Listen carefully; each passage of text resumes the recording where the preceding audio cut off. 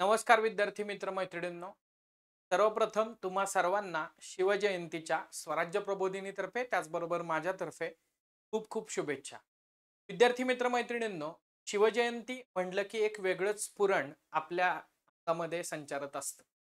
आणि मग छत्रपती शिवाजी महाराज हे वेगवेगळ्या प्रकारे कसे आदर्शवत राजे होते, त्याचबरोबर जाणते राजे होते, याच्या अनेक कथा आपण त्या ठिकाणी ऐकत असतो.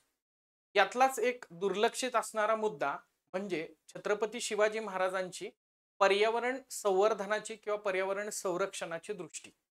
त्याचबरोबर छत्रपती शिवाजी महाराजांचं असणारं तत्कालीन कालखंडातलं आजूबाजूच्या भूगोलाबद्दलचं प्राकृतिक रचनेबद्दलचं ज्ञान. तर याच अनुषंगानं आज या विषयावरती आपण चर्चा करणार आहोत. छत्रपती शिवाजी महाराज जयंतीच्या निमित्तानं पर्यावरण संरक्षक जाणता राजा छत्रपती शिवाजी महाराज या टॉपिकवरती.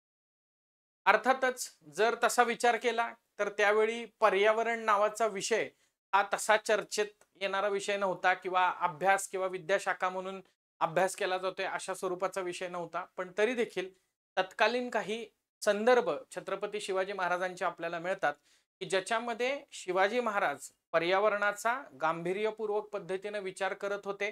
पर्यावरणामध्ये घडणाऱ्या घटनांबद्दल त्यांना ज्ञान तर होतच, त्याचबरोबर त्याच्याबद्दल उपाययोजना काय केल्या जाव्यात हे देखील त्यांच्या नीतीचा त्या ठिकाणी भाग होतं.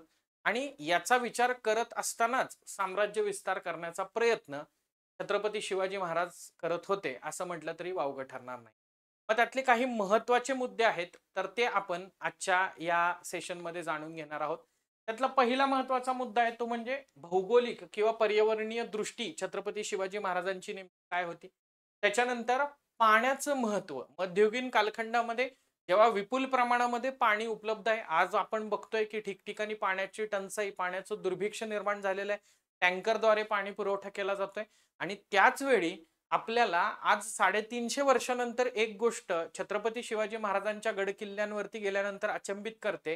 ते म्हणजे एवढ्या उंचीवरती त्या तलावांमध्ये, इथल्या तळ्यांमध्ये पाणी कसं काय बरं आहे. त्याच्यानंतरचा तिसरा महत्वाचा मुद्दा आहे तो म्हणजे शिवकाळातील कचरा व्यवस्थापन नेमकं कसं होतं. वेस्ट मॅनेजमेंटचा प्रश्न आज खूप जास्त गंभीर आहे. मात्र तेव्हा देखील कचरा व्यवस्थापन हा त्यांच्या प्लॅनिंगचा किंवा फोर्ट मॅनेजमेंटचा त्या ठिकाणी भाग होता.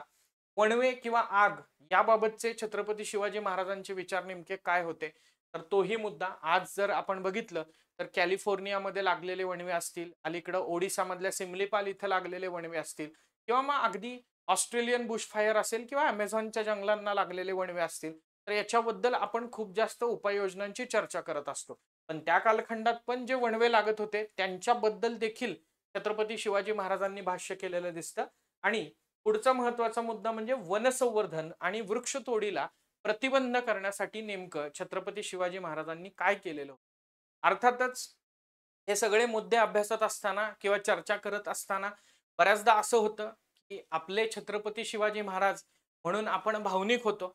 पण भावनिकतेपेक्षाही सर्वात महत्वाचं आहे की समकालीन पुराव्यांच्या माध्यमातून आपल्याला ह्या गोष्टी सगळ्या सिद्ध करता येतात. म्हणजे या 5 गोष्टी म्हटलं तर एखाद्या व्यक्तीला असं वाटेल की अरे हे एवढं त्या काळी अस्तित्वात होतं का. पण विद्यार्थी मित्र मैत्रिणींनो, आपल्याकडं काही वेगवेगळे शिवाजी महाराजांचे आज्ञापत्र आहेत, त्याचबरोबर पत्रव्यवहाराच्या माध्यमातून मिळालेले पुरावे आहेत की ज्या पुराव्यांच्या आधारे आपण हे सांगू शकतो की सर्वसाधारणपणे तत्कालीन परिस्थितीत देखील त्या वेळेच्या पर्यावरणाचा भौगोलिक स्थितीचा विचार हा छत्रपती शिवाजी महाराजांनी केलेला होता. सो त्यातला सर्वात पहिला महत्वाचा मुद्दा आहे तो म्हणजे छत्रपती शिवाजी महाराजांची भौगोलिक किंवा पर्यावरणीय दृष्टी. मध्ययुगांचा कालखंड होता आणि त्यावेळी प्रत्येक राजा हा साम्राज्य विस्ताराच्या मागे त्या ठिकाणी लागलेला होता. आणि आपलं साम्राज्य म्हणजे नेमकं काय, तर एखाद्या भौगोलिक सीमेमध्ये किंवा नदी अथवा समुद्राच्या सीमेच्या अंतर्गत जो आपण हस्तगत केलेला भूप्रदेश आहे, तर तो आपलं साम्राज्य असं त्या ठिकाणी घोषित केला जात होता. म्हणजेच मध्ययुगीन कालखंडामध्ये साम्राज्य ही संकल्पना भौतिक आणि त्याचबरोबर भौगोलिक स्वरूपाची होती, म्हणजे फिजिकल जिओग्राफिक स्वरूप. अशा वेळी साम्राज्य विस्तार करत असताना, एकमेकांवरती कुरघोड्या करत असताना तुमचं सैन्य किती मोठं आहे, फौजपाठा किती मोठा आहे, तुमचं घोडदळ किती मोठं आहे, हत्तींचं दळ किती त्या ठिकाणी मोठं आहे, किंवा तुमच्याकडं आधुनिक शस्त्रास्त्र तत्कालीन जर का विचार केला तर तोफा वगैरे किती आहेत, याच्यावरती ठरायचं की तुमची शक्ती किती. पण मध्ययुगामध्ये आपल्याला काही बोटावर मोजण्या इतकी उदाहरणं दिसतात. त्यापैकी छत्रपती शिवाजी महाराज एक होते की ज्यांनी त्यावेळी सैन्य बळाच्या विचारापेक्षाही आपल्याला असं लक्षात येईल की तत्कालीन भौगोलिक स्थितीचा त्या ठिकाणी विचार केला आणि त्याचा वापर युद्धनीतीमध्ये, युद्धतंत्रामध्ये कशा पद्धतीने केला जाऊ शकतो याचा विचार केलेला होता. त्यामुळेच मुठभर मावळ्यांसह स्वराज्याचं स्वप्न छत्रपती शिवाजी महाराज बघू शकले आणि ते सत्यात देखील उतरवू शकले. सो याच्यामध्ये कुठेतरी आपण ज्या सह्याद्रीमध्ये त्या ठिकाणी राहतो, आपण ज्या महाराष्ट्रामध्ये मराठी मातीमध्ये त्या ठिकाणी राहतो, तर त्याबद्दलचं इत्यंभूत ज्ञान ही देखील गोष्ट महत्वाची होती. याचे काही पुरावे आपल्याला या ठिकाणी मिळून येतात. त्यातला पहिला महत्वाचा मुद्दा म्हणजे कोकण किनारपट्टीवरची पकड आणि नौदलाची उभारणी. अगदी आपल्याला असं लक्षात येईल की कोकण किनारपट्टीवरती आपली पकड असली पाहिजे. त्याचबरोबर ज्याचे आरमार त्याचा समुद्र, हा जो काही शिवाजी महाराजांचा विचार आहे, तर या माध्यमातून समुद्री मार्गाने येणारा जो शत्रू आहे तर त्याला अटकाव घालण्याचा प्रयत्न छत्रपती शिवाजी महाराजांनी केलेला दिसतो. त्याचबरोबर रायगडाचा परिसर जर का बघितला तर भौगोलिक दुर्दम्य पण आहे, घनदाट अरण्याचा प्रदेश पण आहे. यावेळी छत्रपती शिवाजी महाराजांना लक्षात आलं की राजगड सारखा किल्ला हा अभेद्य असला तरी देखील सपाट भूप्रदेशामध्ये जर आपल्यावरती वेगवेगळ्या शाह्यांचे हल्ले व्हायला लागले तर ते हल्ले परतवून लावणं मुश्किल होतंय आणि किल्ला लढवणं अवघड होऊन बसतंय. तर या केसमध्ये आपली राजधानी जी आहे तर ती राजगडवरून रायगडवरती शिफ्ट करण्यामागं पण कुठेतरी भौगोलिक किंवा पर्यावरणीयच विचार त्या ठिकाणी. त्याच्यानंतरचा पुढचा मुद्दा आहे तो म्हणजे सिंधुदुर्ग किल्ल्याची निर्मिती ज्या कुरटे बेटावरती करण्यात आलेली आहे. आता इथं लक्षात घ्या, आपण बऱ्याचदा जॉग्राफीमध्ये कॉन्टिनेंटल शेल्फ नावाची गोष्ट त्या ठिकाणी अभ्यासत असतो आणि एखादं बंदर जर का बांधायचं असेल तर ते बंदर आयडियली कुठलं चांगलं असतं किंवा नैसर्गिक बंदर म्हणून एखादी जागा कशी यशस्वी ठरू शकत असेल, तर ज्या बंदराचा ड्राफ्ट जो आहे तर तो डीप आहे. म्हणजेच ज्या ठिकाणी कॉन्टिनेंटल शेल्फ जो आहे तर त्याचा विस्तार कमी झालेला आहे आणि डायरेक्ट तुम्हाला समुद्राच्या किनाऱ्यालगत पाण्याची खोली उपलब्ध होत असेल तर त्या ठिकाणी जहाज पोचणं सोपं होतं. मात्र कुरटे बेटाचा जर का विचार केला तर त्याच्या जवळपास सिंधुदुर्ग किल्ल्याच्या बाजूनं 3 कोसांपर्यंत उभे, आडवे, आतमध्ये असणारे, कपारीत असणारे असे वेगवेगळे आडवे तिडवे दगड आहेत.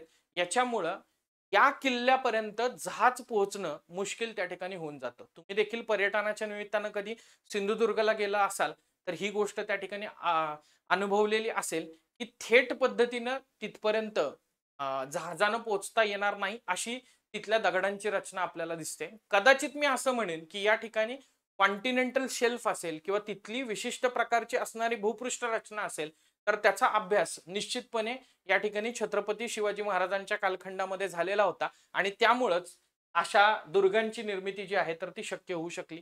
आणि त्याच्यानंतरचा सर्वात महत्वाचा मुद्दा आहे ज्याच्यामध्ये भूगोलाचा किंवा पर्यावरणाचा छत्रपती शिवाजी महाराजांनी वापर केला असं आपण म्हणू शकतो, ते म्हणजे शिवाजी महाराजांची गनिमी काव्याची युद्धनीती.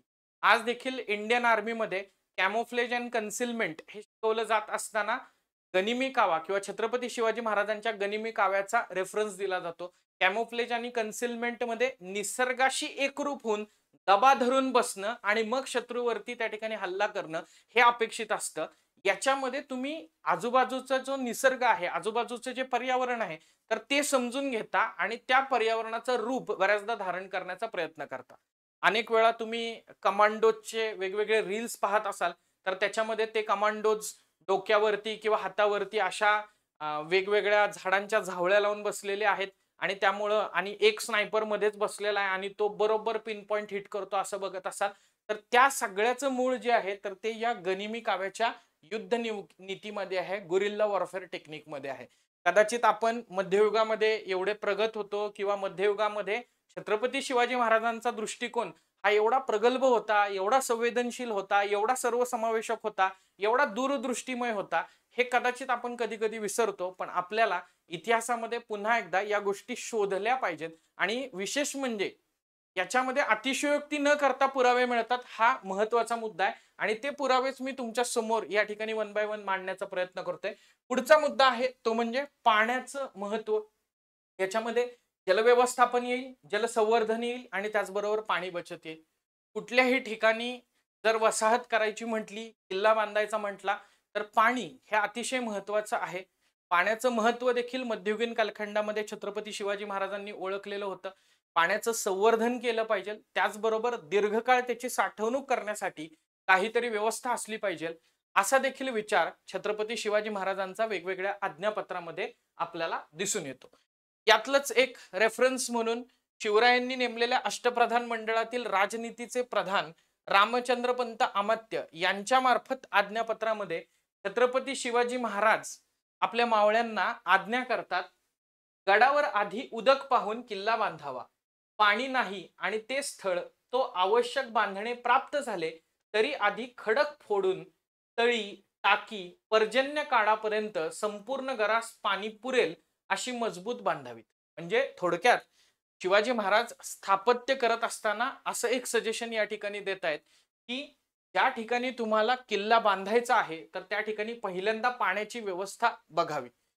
त्याचबरोबर पाण्याची व्यवस्था कमी असेल तर आणि किल्ला बांधायची त्या ठिकाणी गरज असेल तर आधी खडक फोडून तिथं तळी, टाकी पर्जन्य काळापर्यंत संपूर्ण गडास पाणी पुरेल अशी मजबूत बांधावी. म्हणजे इथं फक्त पावसाळ्यातलं प्रयोजन नाही तर त्याच्यानंतर जो हिवाळा आहे किंवा उन्हाळा आहे तर तोपर्यंत पाणी त्या गडावरती पुरू शकेल असं प्रयोजन त्या ठिकाणी करणं आवश्यक आहे, हे या आज्ञापत्रातून छत्रपती शिवाजी महाराज म्हणतात.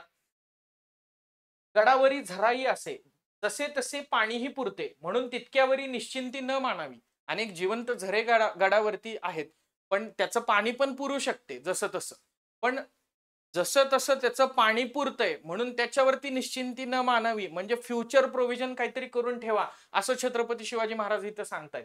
राईट. पुढे बघा, तितक्यावरीच निश्चिंती न मानावी. निमित्त की झुंजामध्ये भांडियाचे आवाजाखाली झरे स्वल्प होतात आणि पाण्याचा खर्च विशेष लागतो तेव्हा संकट पडते. याकरिता तसे जागी जखिरियाचे पाणी म्हणून 2-4 टाकी तळी बांधावी. त्यातील पाणी खर्च होऊ न द्यावे. गडाचे पाणी बहुत जतन राखावे. म्हणजे इथं जलसंवर्धनाचा संदेश महाराज देताना दिसतायत. त्याचबरोबर इथं ते सांगताना दिसतायत की निमित्त की झुंजामध्ये भांडियाचे आवाजाखाली, म्हणजे जेव्हा शत्रू आपल्या गडावरती तोफेचा मारा करेल, तोफेचा मारा केल्यानंतर धरणीला कंप सुटेल आणि कंप सुटल्यामुळं कदाचित जे जिवंत झरे आपल्याकडे आत्ता आपल्या तलावामध्ये आहेत तर ते लुप्त होतील. अशा वेळी जर अधिक काळ आपल्याला किल्ला लढवायची वेळ आली तर त्यावेळी पाणी पुरले पाहिजेत. याच्यासाठी तुम्ही तळी किंवा टाके बांधून ठेवावेत असं त्या ठिकाणी संदेश किंवा असं आपल्या आज्ञापत्रामध्ये छत्रपती शिवाजी महाराज त्या ठिकाणी म्हणतात. त्यातील पाणी खर्च होऊ न द्यावे. गडाचे पाणी बहुत जतन राखावे. म्हणजे इथं आपल्याला असं लक्षात येईल की नैसर्गिकरित्या उपलब्ध असणाऱ्या पाण्याचा पण या ठिकाणी विचार आहे. त्याचबरोबर आपत्कालीन परिस्थितीमध्ये जखिरियाचे पाणी असा या ठिकाणी आज्ञापत्रामध्ये उल्लेख आहे. जखिरियाचे पाणी म्हणजे नेमकं काय, तर ज्यावेळी अशी परिस्थिती संकटामध्ये निर्माण होईल की सगळ्या प्रकारचे झरे हे आटलेले आहेत एखाद्या किल्ल्यावरचे आणि तरी किल्ला लढवावा लागतोय, तर अशा वेळी टाके असा शब्द तिथं वापरलेला आहे. अनेक महाराष्ट्रातले गडकिल्ले आहेत तर त्याच्यावरती तळी पण आपल्याला बघायला मिळतात, तलाव पण बघायला मिळतात आणि त्याचबरोबर दगडामध्ये खोदून किंवा कोरून काढलेली टाके पण आपल्याला बघायला मिळतात. एस्पेशली तुम्ही जर का कधी सिंहगडावरती गेलात तर सिंहगडावरती देखील असे टाके त्या ठिकाणी बघायला मिळतील किंवा पॅरलली रायगडावरती देखील असे तलाव किंवा टाके आपल्याला बघायला मिळतील. काही ठिकाणी असं होतं की गड बांधायसाठी, गडाचा बुरुज बांधायसाठी जे दगड फोडले जात होते त्याच्यासाठी जे खड्डे बनत होते तर त्या ठिकाणी देखील तलाव निर्माण केल्याचे पुरावे आपल्याला त्या कालखंडामध्ये दिसून येतात. त्याच्यानंतर रायगडावरच्या शिलालेखामध्ये हिरोजी इंदलकर यांनी देखील वापी, कूप किंवा तडाग असे शब्द वापरलेले दिसतात किंवा यांचा उल्लेख केलेला दिसतो. त्याच्यामधलं वापी म्हणजे विहीर किंवा पुष्करणी किंवा पायऱ्यांची विहीर. स्टेपवेल ज्याला आपण म्हणतो, बऱ्याचदा साऊथ इंडियामध्ये वगैरे हे स्ट्रक्चर आपल्याला बघायला मिळतं. हम्पी वगैरेचा रेफरन्स जेव्हा आपण वाचत असतो, तर तेव्हा ही पुष्करणी किंवा पायऱ्यांची विहीर आपल्याला बघायला मिळते. किंवा बारामोटेची विहीर, अगदी आपण महाराष्ट्रातला रेफरन्स जर का घ्यायचा म्हटला, तर ते आपण पायऱ्यांची असणारी विहीर म्हणून त्या ठिकाणी घेऊ शकतो. कूप म्हणजे विहीर किंवा खोल खड्डा, आणि तडाग म्हणजे तळे किंवा सरोवर. यांचा उल्लेख इथं शिलालेखामध्ये हिरोजी इंदलकर करताना दिसतायत. याचा अर्थ या सगळ्याचं प्रयोजन हे रायगडावरती करण्यात आलेलं होतं, असं आपण त्या ठिकाणी म्हणू शकतो. तो आपण बघू शकतो की रायगडावरती असे काही तलाव पण आपल्याला बघायला मिळतात. म्हणजे जवळपास आपण जर विचार केला तर रायगडावरती 8 वेगवेगळे तलाव होते, ज्यापैकी 5 आजही अस्तित्वात आहेत आणि 3 तलाव जे आहेत तर ते निकामी झालेले त्या ठिकाणी आहेत.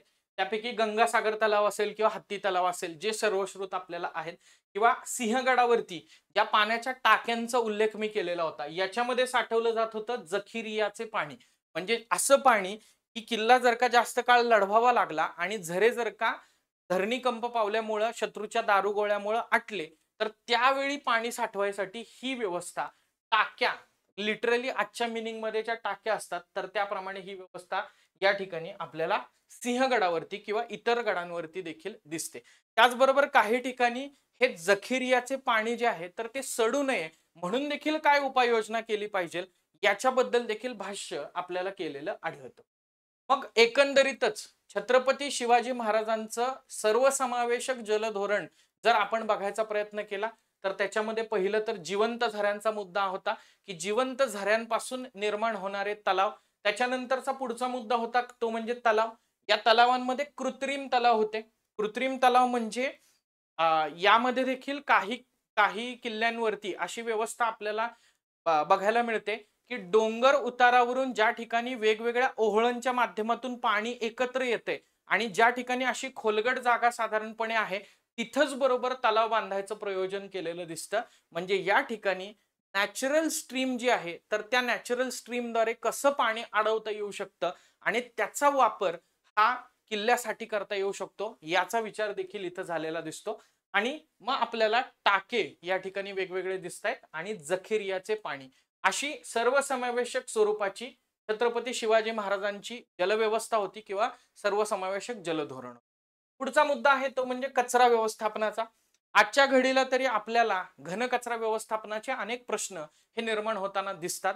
आज अर्थातच काळ बदललेला आहे, कॉन्टेक्स्ट बदललेला आहे, समकालीन जगाशी त्याची तुलना होऊ शकत नाही. पण तरी देखील आपण असं म्हणूयात की त्या काळी देखील कचऱ्याचं योग्य व्यवस्थापन झालं पाहिजे, यासाठी आपल्याला वेगवेगळ्या किल्ल्यांवरती शौचकूप त्या ठिकाणी म्हणजे मध्ययुगीन कालखंडातले, शिव कालखंडातले टॉयलेट्स जे आहेत तर ते आपल्याला बघायला मिळतात. आपण जर बघितलं तर सिंधुदुर्ग किल्ला असेल किंवा रायगड किल्ला असेल तर त्याच्यावरती हे असे टॉयलेट्स जे आहेत, ज्याचं जे दगडी टॉयलेट्स आपल्याला बघायला मिळतं. इथं आपल्याला हेही लक्षात येतं की या काही टॉयलेट्सचं आउटलेट जे आहे तर ते दरीतून बाहेर त्या ठिकाणी आहे. त्याचबरोबर काही ठिकाणी असं पण आपल्याला बघायला मिळतं की पहाऱ्यावरती आपले पहारेकरी मावळे आहेत आणि त्यांना पहारा सोडून नैसर्गिक विधीसाठी खूप दूर जायला नको, यामुळं ठिकठिकाणी अशा प्रकारची व्यवस्था केलेली दिसते. आणि जे आपण असं म्हणूयात की वेस्ट आहे, फिकल वेस्ट आहे, तर ते कडा त्या दरीतून त्या ठिकाणी बाहेर टाकण्याची व्यवस्था जी आहे तर ती देखील केलेली दिसते. त्याच्यानंतर वणवे किंवा आग याबाबतचे छत्रपती शिवाजी महाराजांचे विचार नेमके काय आहेत, तर त्यावेळी पण आपल्याला असं लक्षात येईल की वेगवेगळी जंगलं असतील किंवा गवत असेल तर त्याला वणवे लागणं, आगी लागणं यासारख्या घटना घडत असाव्यात.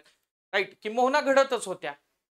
पण त्याची इंटेन्सिटी जरी आजच्या इतकी नसली तरी देखील त्याच्याबद्दलचा संवेदनशील दृष्टिकोन हा छत्रपती शिवाजी महाराजांमध्ये दिसतो.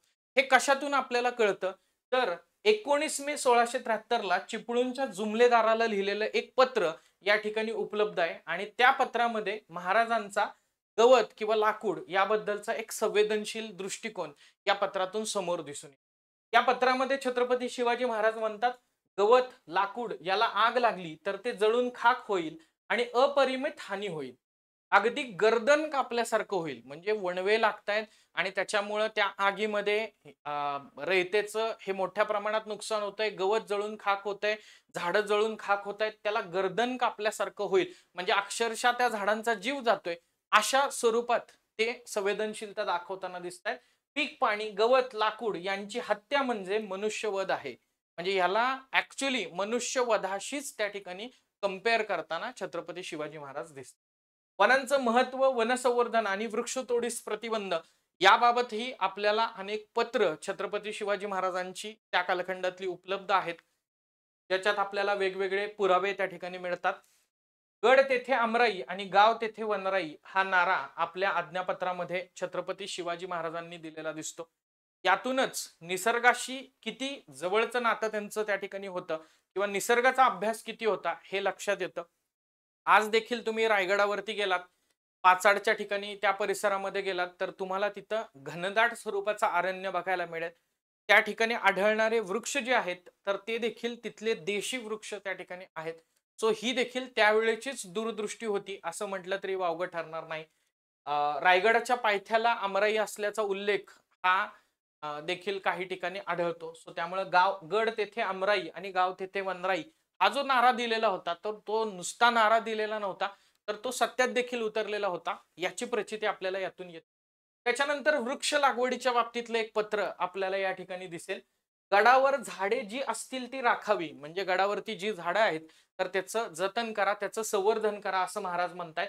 या विरहित जी जी झाडे आहेत, फणस, चिंचा, वड, पिंपळ आदी करून थोर वृक्ष, निंब, नारिंगे आदी करून लहान वृक्ष, तसेच पुष्पवल्ली, वृक्षवल्ली किंबहुना प्रयोजक, अप्रयोजक जे झाड होत असेल ते गडावर लावावे, जतन करावे.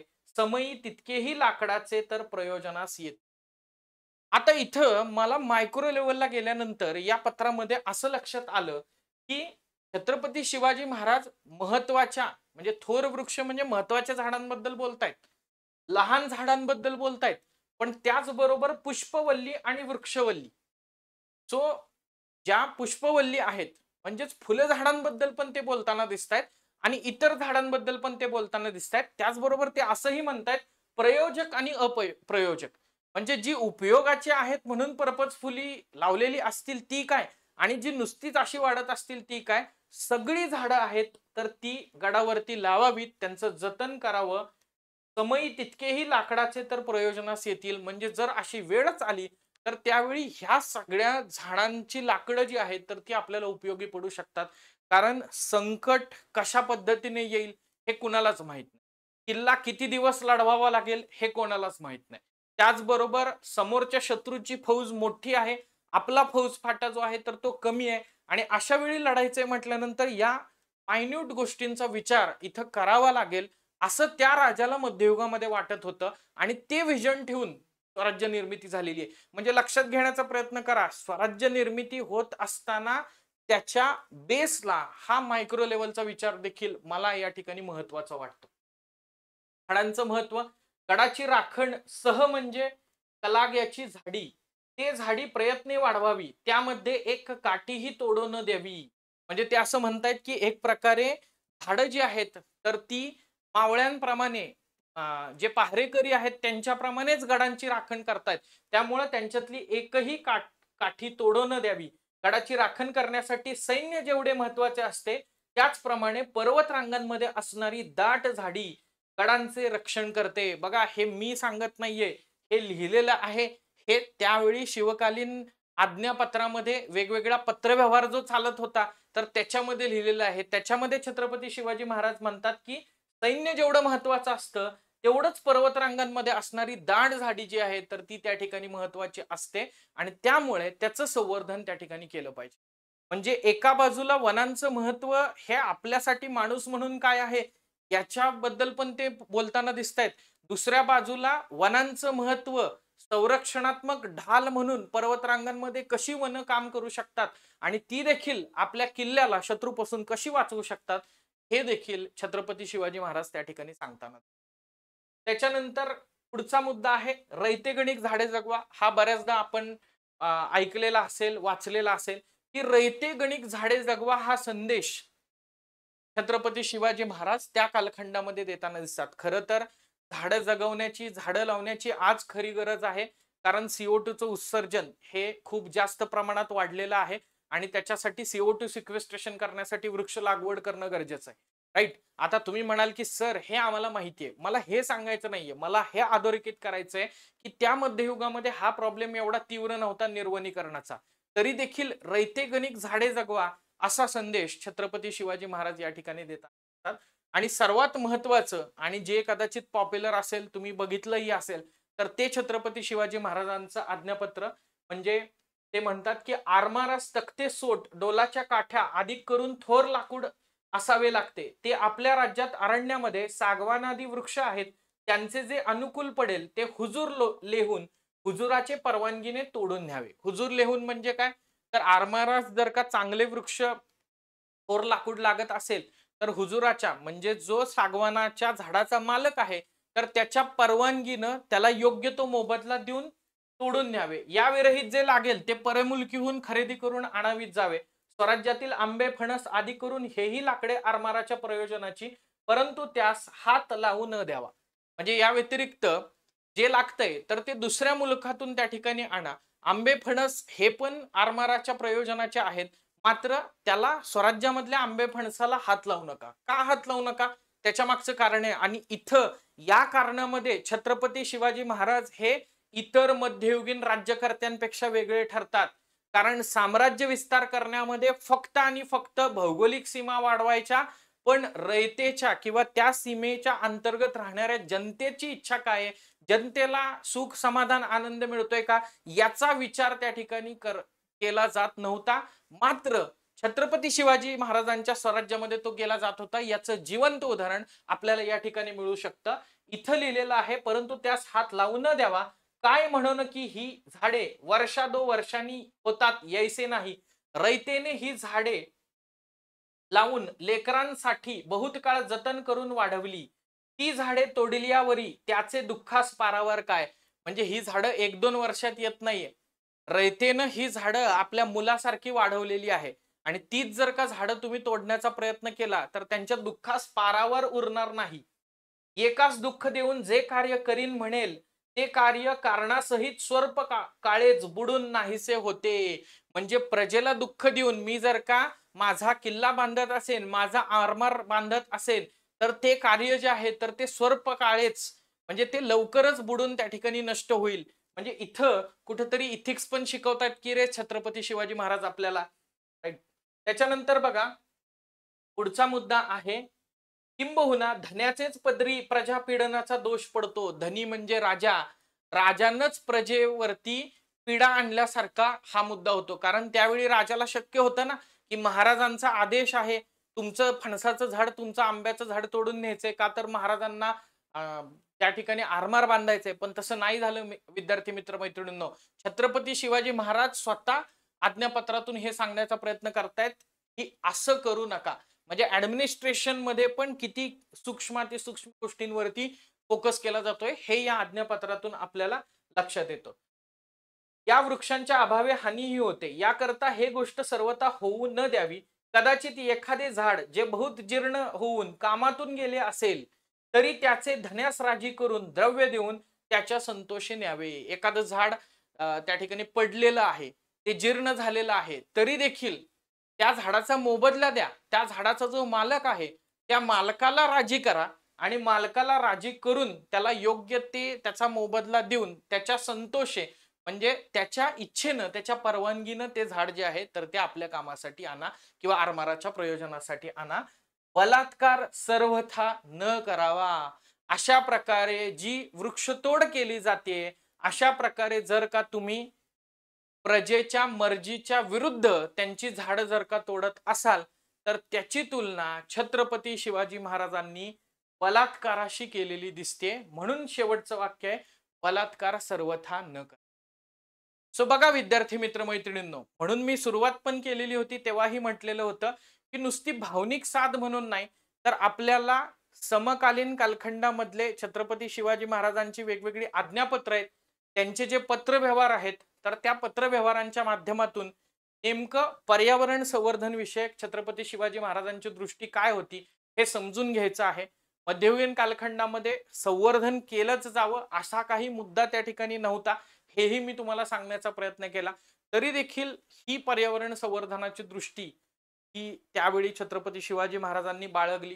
भूगोलाचं ज्ञान, प्राकृतिक रचनेचं ज्ञान आणि याच्या आधारे आपलं स्वराज्य निर्माण केलं, त्याचबरोबर त्याचा विस्तार देखील केला. या सगळ्या मध्ये आपल्याला असं लक्षात येते की एखादा राज्यकर्ता असणारा व्यक्ती हा किती सूक्ष्म गोष्टींमध्ये त्या ठिकाणी फोकस करू शकतो आणि त्याच्या आधारे साम्राज्य विस्तार करू शकतो. म्हणून छत्रपती शिवाजी महाराज हे जाणते राजे ठरतात. त्याचबरोबर मध्ययुगीन समकालीन इतर राजांपेक्षा ते वेगळे ठरतात आणि म्हणूनच ते आपल्या अस्मितेचं त्या ठिकाणी विद्यार्थी मित्र प्रतीक आहे. या नोटवरती आजच्या सेशनमध्ये या ठिकाणी इथंच थांबूयात. पुन्हा एकदा तुम्हा सर्वांना छत्रपती शिवाजी महाराज जयंतीच्या लाख लाख सदिच्छा. जय हिंद, जय महाराष्ट्र, जय जिजाऊ, जय शिवराय, जय शंभूराजे. धन्यवाद.